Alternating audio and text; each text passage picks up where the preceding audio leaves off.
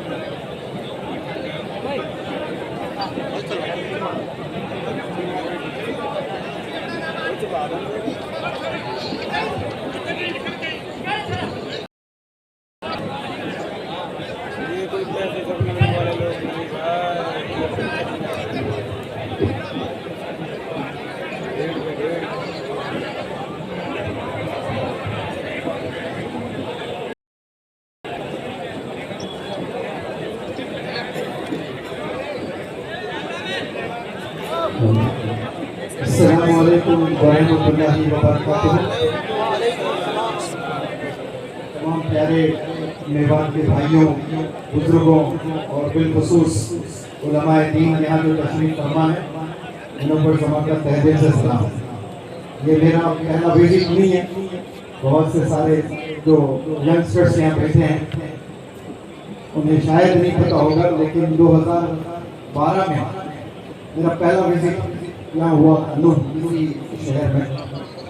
हैदराबाद के कुछ डॉक्टर्स, इसमें बिलखुसूस डॉक्टर फखरुद्दीन साहब, डॉक्टर रफीक साहब जो मेरे उस्ताद हैं, वो मुझे यहाँ लेकर आए। यहाँ मैं कुछ लोगों से इंटरेक्ट भी किया, कुछ लोगों से बात भी किया, कुछ टीचर्स को मैंने लेक्चर भी दिया।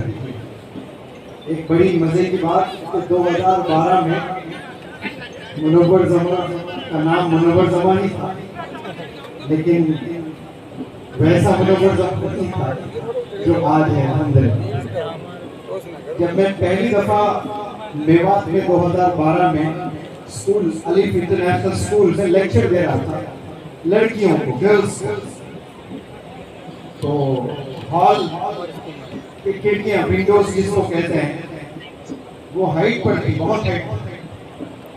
समझिए करीब 10 फीट के ऊपर जमीन से विंडोज पे।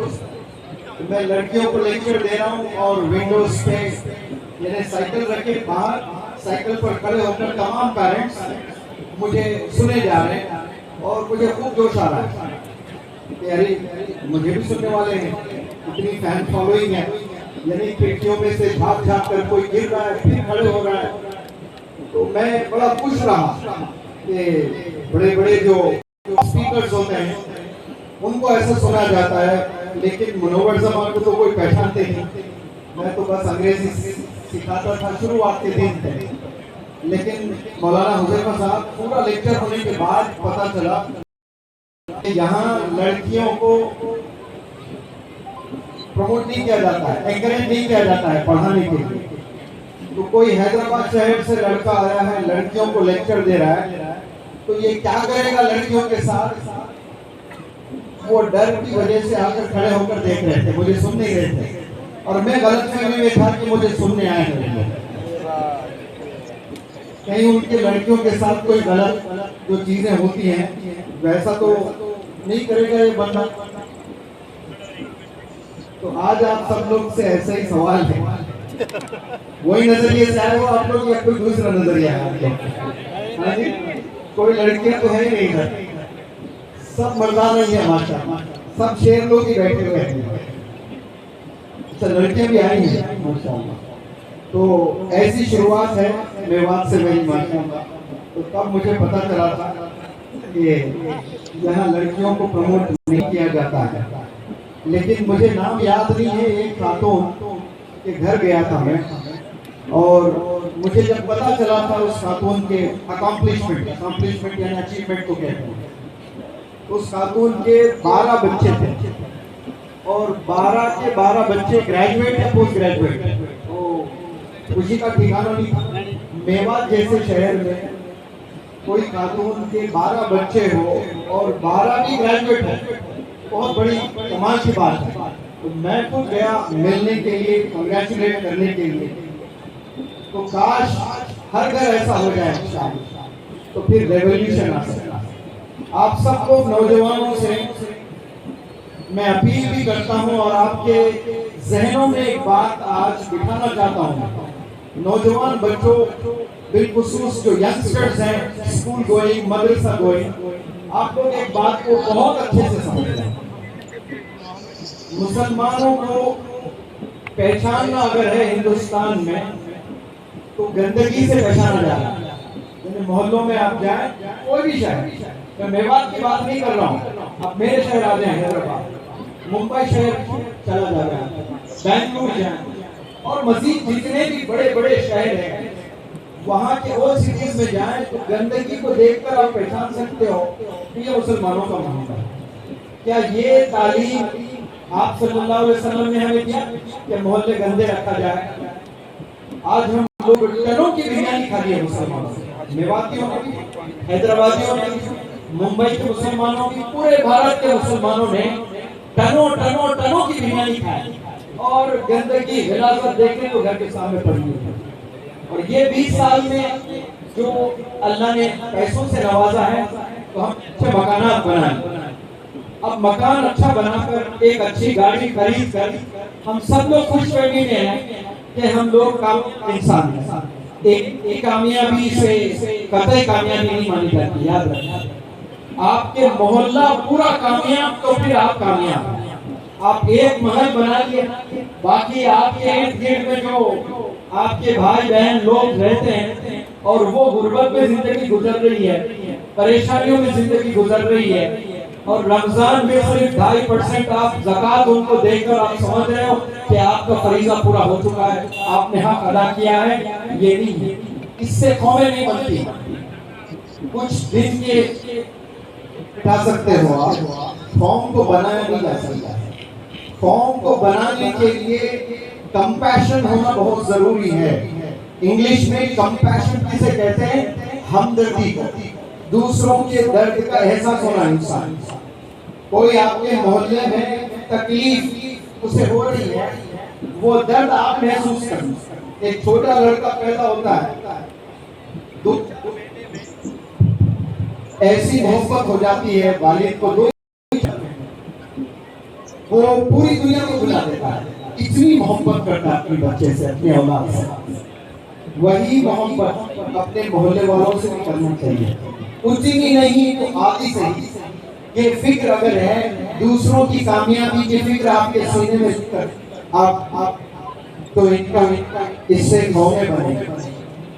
आप सल्लल्लाहु अलैहि वसल्लम सऊदी अरेबिया में तशरीफ ले आए, तो सऊदी अरेबिया को आबाद करने के लिए नहीं आए, वो पूरे दुनिया के लोगों को आबाद करने के लिए आए। मुसलमानों को आबाद करने के लिए नहीं आए, दुनिया के जितने लोग हैं उनको आबाद करने के लिए, उनको कामयाब करने के लिए, उनको जन्नत का राह दिखाने के लिए आए। रहमतुल आलमीन बनाकर भेजा, रहमतुल मुस्लिमीन बनाकर नहीं भेजा कि मुसलमान पर आपकी रहमत होना चाहिए और जो आपकी बात नहीं सुनता है वो नस्ल नाबूद हो जाए, उन्हें बदुआ दीजिए, उन्हें लानत दीजिए। ऐसा हुक्म नहीं आया आप सल्लल्लाहु अलैहि वसल्लम। तमाम कायनात के जितने क्रीचर्स अल्लाह ने बनाए हैं, वो तमाम क्रीचर्स पर आपकी रहमत थी। माशाअल्लाह, जब उम्मत पूरी बिगड़ चुकी थी, आज हम कहते हैं ना मुसलमानों की उम्मत बिगड़ चुकी है, बिलखुसूस कुछ इलाके होते हैं भारत में जो मशहूर है, बताया जाता है कि ये इलाका अरे जहालत बिल्कुल आसमान की चोटी पर है। वहां पर उस जमाने में तसव्वुर भी नहीं कर सकते थे आप, इतनी जहालत। अब ये जो जहालत थी, इसको अल्लाह ने मिटाना था, तो सबसे पहले अल्लाह सुब्हानहू तआला ने आप सल्लल्लाहु अलैहि वसल्लम को बतौर मुअल्लिम बनाकर इस रूए ज़मीन पर भेजा। बात फिर कुरान को नाज़िल किया, यानी उनको बात करना, और इंसानों को कामयाब के लिए अल्लाह के पास 2 स्टेप्स है। कितने स्टेप्स है? 2।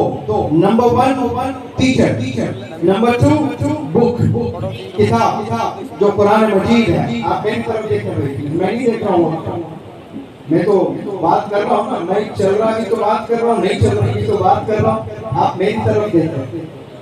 तो 2 चीजें अल्लाह सुब्हानहू व तआला ने इस जमीन पर भेजे। एक आप सल्लल्लाहु अलैहि वसल्लम वो बंद कर दें, 2 कुरान मजीद, दूसरा नंबर यानी टीचर को आप सल्लल्लाहु अलैहि वसल्लम ने भेजा, अल्लाह ने भेजा है। डॉक्टर को नहीं भेजा है, बिजनेसमैन को नहीं भेजा है, इंजीनियर को नहीं भेजा है, चार्टर्ड अकाउंटेंट को नहीं भेजा है, किसको भेजे? एडवोकेट को नहीं भेजे हैं, क्या भेजे हैं? मुअल्लिम बनाकर भेजे हैं, टीचर बनाकर। तो रेवोल्यूशन जो ले आते हैं वो टीचर्स ले आते हैं, उलमाए दीन ले आ सकते हैं और किताबों के जरिए से। जो एक नेक मुत्तकी आलिम का हाथ अगर पकड़ लें और फिर दुनियावी कुरान के साथ दुनियावी स्किल सीख लें तो फिर वो कामयाब इंसान है। यहाँ अगर आप लोग अच्छे उलमा की तलाश में अपनी जिंदगी, अपनी जवानी गुजारोगे और किताबों में अपनी जवानी गुजारोगे तो मेवात के हर गली से एक मौलाना अबुल कलाम आजाद नजर आएगा आपको, इंशाअल्लाह हर गली से नजर आएगा। सिर्फ आपने एक खास आलिम दीन यानी उसके साथ तमाम टीचर्स, फिर कुरान, फिर उसके बाद दुनियावी तमाम जो फायदा पहुंचाने वाली किताबें हैं वो किताबें थाम ले आप, फिर आपको कोई ताकत रोक नहीं सकता। दुनिया की पूरी ताकत आपके पीछे लग जाए, आपको रोकने के लिए, आपको कामयाब होने से रोक नहीं सकता। क्यों? क्योंकि आप एम्बेसडर हो उस आयत जो सबसे पहले आप सल्लल्लाहु अलैहि वसल्लम पे उतारी गई है, वो इक़रा, पढ़, इल्म हासिल कर। आज हमारी कौम सब कुछ हासिल कर रही है सिवाय इल्म के, और वो आयत उतारी गई है पूरे दुनिया के लोगों के लिए और बिलखुसूस मुसलमानों के लिए, फॉलोअर्स ऑफ प्रॉफिट मोहम्मद सल्लल्लाहु अलैहि वसल्लम के लिए। लेकिन अफसोस हम लोग वही चीज छोड़े हैं और गैरों ने पकड़ लिए उस चीज को, तो कहां से कहां निकल गए।